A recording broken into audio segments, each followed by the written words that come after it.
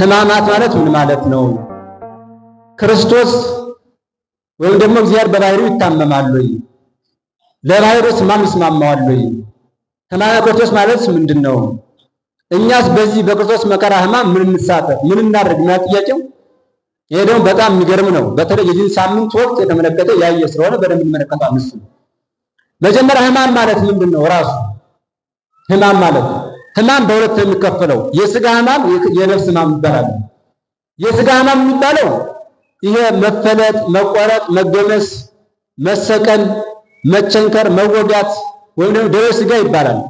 የነፍስ ሕማም የሚባለው ደግሞ ይሄ ማዘን፣ መጨነቅ፣ መተከዝ፣ መራድ፣ መንቀጥቀጥ፣ ማሰብ ይሄ የነፍስ ሕማም ይባላል።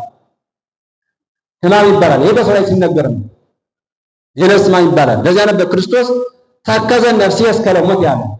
ነፍሴ ለሞት ስትደርስ ታዘነች፣ ተከዘች ያስቀምጠው። ስለዚህ ሕማም ብለን ስንናገር ሁለት ነገሮች በደንብ መርሳት የለብንም። የሥጋ ሕመም አለ፣ የነፍስ ሕመም አለ። እንደውም እንዲህ ይላል ማቴዎስ ወንጌል ላይ የተቀመጠ ያረቃል። አንድ ምዕራፍ 10 ላይ ሐዋርያት የነገረባቸው ነው። ይተፈወሙኬ ለሚቀትሉ ሥጋኩም ይላል። በሥጋችሁ ላይ መከራ የሚያመጡ ሥጋችሁ የሚጎዱ ሰዎችን አትፍሯቸው ብሎ ያስቀምጣል። ይህም መከራ ሕማመ ሥጋ ነው።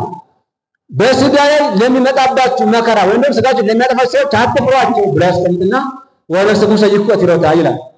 ነፍሳቸውን ግን መግደል ማጥፋት አይቻላቸውም ብሎ ያስቀምጣል። ስለዚህ ሕማመ ሥጋ ሕማመ ነፍስ ይባላል። ሕማመ ሥጋ መቆረጥ፣ መፈለጥ፣ መከራ መቀበል፣ መድማት፣ መውጣት፣ መውረድ፣ መውዛት ልክ ክርስቶስ መስሎ እንደምናስበው ማለት ነው። እሱ ይባላል። ሕማመ ነፍስ ደግሞ ማሰብ፣ መጨነቅ ነው። ማሰብ፣ መጨነቅ፣ መርዓድ፣ በተለይ ፍርሃት የነፍስ ነው። የነፍስ ሥጋ እኮ ምንም አይፈራም እኮ አይፈራም። ስለዚህ ሕማም ስንል የሥጋና የነፍስን ሕማም ለይተን ማወቅ። ነገር ወደ ውዳችን እንግባና እግዚአብሔር በባህሪው ይታመማል ወይ? ይሄ ሕማመ ሥጋ ምናቸው? ይሄ መራብ፣ መጠማት፣ መራቆት፣ መገረፍ፣ መሰቀል፣ መውጣት፣ መውረድ፣ መውዛት፣ መድከም፣ ይሄ መወጋት፣ መቸንከር የሚባሉት ሁሉ ለእግዚአብሔር ባህሪ ይስማማሉ። እግዚአብሔር ሲባል አይስማሙም፣ ጥርጥር የለውም፣ አይነገሩለትም። እግዚአብሔር ባህሪው ረቂቅ፣ ሙሉ፣ የማይወሰን ሰው እንኳ መርምሮ የማይደርስበት በምድራዊ በሥጋዊ ፍጥረት ሁሉ መርምር የማይቻል ነው። ስለዚህ እግዚአብሔር በባህሪው ሕማም፣ ሞት፣ ድካም፣ መውጣት፣ መውረድ የቦታ ውስንነት የለበትም። በሁሉም ምኑ ነው። እንደውም ዓለም ምንድናት ይባል በዚያ ዘንድ እንደ ስናፍጭ ቅንጣት ነው ደግሞ እንደ ጤፍ ያክል ናት ብሎ ያስቀምጣል። ወይም ደግሞ በእጅ ላይ እንደነጠፈ ውሃ ናት ብሎ ያስቀምጣል። ስለዚህ እግዚአብሔር በሰማይም በምድርም በባህርም በውቅያኖስም ከዓለም ሁሉ በአፋ ሙሉ ስለሆነ ለእግዚአብሔር ባህሪ ሕማም፣ ሞት፣ መከራ፣ ድካም አይነገርለትም። መራብ፣ መጠማት፣ መድከም፣ መውጣት አይነገርለትም። ለዚያ ነበረ ክቡር ዳዊት እንደዚህ ይላል መዝሙር 50 ላይ እንዲህ ይላል በጣም በሚገርም ሁኔታ ኢይነስ አለንተ እምቤትከ ወይ ሐራጊተ መሬትከ ይላል። ምን መሰላችሁ? ካንተ ወገን ጊደርን አልወስዳም። ማን ነው? አለንተ ከላሞችህ ምንም አልፈልግም። ወይ ሐራጊተ መሬትከ ከመንጋዎች መካከል ጊደሮችን አልፈልግም። እስመ ዚአየ ውእቱ ኩሉ አራዊት ዘገዳም ይላል። የምድረ በዳው አራዊት፣ አዕዋፍ፣ አዝሪት፣ አትክልት በሙሉ ገንዘብ ነው ይላል። ተቀጥልና እመኒ ለህብኩ ኢይስእለከ በባህሪ አልራብም እንጂ የምራብ ብሆን እንኳ እኔ ካንተ አልለምንህም ይላል። እስመ ዚአየ ውእቱ ኩሉ ዓለም በሙሉ ዓለም በሙሉ የኔ ገንዘብ ነውና ብሎ ይቀጥልና ስዑ ለእግዚአብሔር መሥዋዕተ ስብሐት። እንግዲያስ እግዚአብሔር የማይራብ የማይጠማ ሁሉን ነገር ማድረግ የሚችል ከሆነ ለእግዚአብሔር መልካም መሥዋዕትን አድርጉለት ወይም ሰዋለት ወይም ምስጋናን አቅርቡለት እንዲያስቀምጣል። ስለዚህ እግዚአብሔር በባህሪው ምንም ነገር የማይራብ የማይጠማ የማይደክም ምድራዊ ነገር የማይነገርለት ልዑለ ባህሪ እንደሆነ ማወቅ ይጠበቅብናል። እንደውም እንዲህ ቅዳሴ ኤጲፋንዮስ ላይ ታገኙታላችሁ። ሁሉም እኛሁ ወኩሉ በእንቲአሁ ወኩሉ ወጡ፣ ሁሉ ከእርሱ ተገኘ፣ ሁሉ ለእርሱ የሆነ፣ ሁሉ ስለ እርሱ የሚኖር ነው ብሎ ይናገርና ሰማይ ወጡ፣ ሰማይ ገንዘቡ ነው። ወሰማይ ሰማያት እንቲአሁ ሰባቱ ሰማያትን ገንዘቦቹ ናቸው። ራእየ አርያም መንበረ ክብሩ የሰማይ ስፋት የጸራሪያም የወንበረ መንግስት የሰማይ ውድ እነዚህ ሁሉ የክብሩ ዙፋን መገለጫዎቹ ናቸው። ወራይ ለምድር መከረ ገሪሁ የምድርም ስፋት የብሔረ ብፁዓን ብሔረ ሕያዋን ገነት ይህ ዓለም ሁሉ የእግሮቹ መረገጫ ናቸው ብሎ ያስቀምጣል። መረገጫዎቹ ናቸው ብሎ ያስቀምጣል። ፀሐይነቱ ፀሐይ ገንዘብ ነው። ወር ያሁ ጨረቃም ገንዘብ ነው። ወከዋክብት ተጓደው ከዋክብትም ደግሞ የእጁ ፍርሶች ናቸው። ደመናት ሐዋርያቱ ደመናት የሚታዘዙ ናቸው እያለና ብዙ ይቀጥላል። እንደዚህ እያለ ከዋክብቶቹ ናቸው፣ ደመናት ሐዋርያቶቹ ናቸው፣ ነፋሳት ሰረገላዎቹ ናቸው። ይሄ አየር ሳይቀር መማረሻው መዋሩ ነው።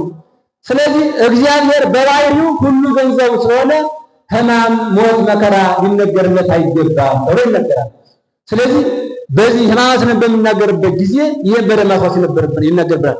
እግዚአብሔር ታመመ፣ እግዚአብሔር ደከመ፣ እግዚአብሔር በስጋ ሞተ ሲባል ስጋን ሳንረሳ ነው ማለት ነው እንጂ እንደ አምላክነቱ ስንኳን ረሃብ፣ ስንኳን ጽም፣ ስንኳን ይሄ መርከብ መግባት ይቅርና ማሰብ ራሱ የለበትም ማለት ነው። የኛም እንደዚያ እኮ ነው። ለምሳሌ በጸሎት እንቀርለን መላእክት እነዚያ ናቸው። ነፍስም እኮ እንደዚያ በእኛ በባህሪያችን ነፍስ ራሱ ይሄ ነገር የለባትም። መላእክት አይራቡም፣ አይጠሙም፣ አይደክሙም፣ አይወዙም። በኃይል በጽናት ጸንተው የሚኖሩት በተናበረ ቅዱስ ዮሐንስ በራእዩ ላይ ወነሳ አሐዱ መልአክ ኃያል ወጽኑ እብነ አብየ ከመ ተመረጽ የሚለው ጽኑ ኃያል የሆነ አንድ መልአክ ደንጊያ አንስቶ ወደ ባህር ላይ ጣለ። በባህላም ከጣለ በኋላ ደጅታ ገባው እንደዚህ ተወርቃል ተናገረ ይላል።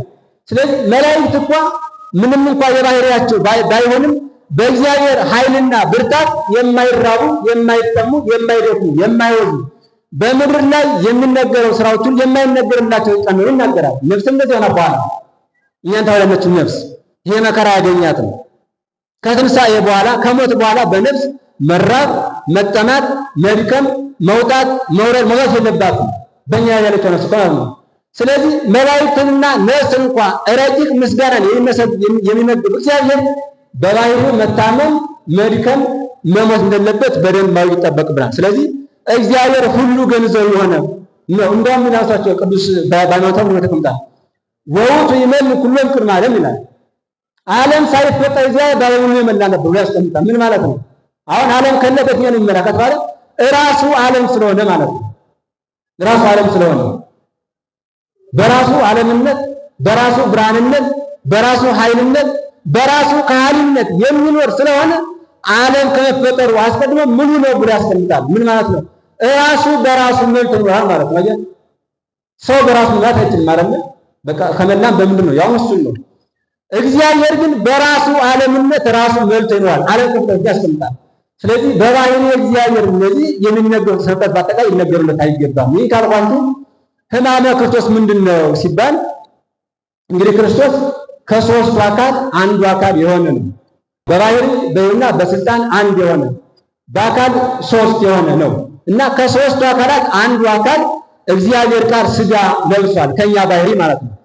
ስለዚህ ሕማመ ክርስቶስ ማለት ክርስቶስ በባህሪው የማይታመም ነገር ግን በለበሰው ስጋ ስለኛ የተቀበለው መከራ ማለት ነው። ስለማን አልኳችሁ? ስለኛ በለበሰው ስጋ በመለኮቱ አይደለም። መለኮቱ ባይለየውም ቅሉ ነገር ግን በለበሰው ስጋ በስጋ ባህሪ በስጋ ግብር በስጋ ስራ በመለኮቱ ሳይታመም ሳይራብ ሳይጠማ በስጋ ባህሪ ግን መከራ ተቀበለ፣ ተሰቀለ፣ ተቸነከረ፣ ተራውጣቶ ይነገራል። ይሄ በስጋ ነው ይነገራል። እንደ ከሶስቱ አካል አንዱ ክርስቶስ ማለት ነው። ለዚያ ነበረ ቅዱስ ሄራቅስ እንዲህ ይላል፣ አንተ ሐማሚ ዘከመሪና ከምስሌነ ወአንተ ኢሐማሚ ዘከመሪና ከምስላ አንተ ሞዓቲ ዘከመሪና ከምስሌነ ወአንተ ኢማዘ ከመርና ከምስላ ብሎ ያስቀምጣል።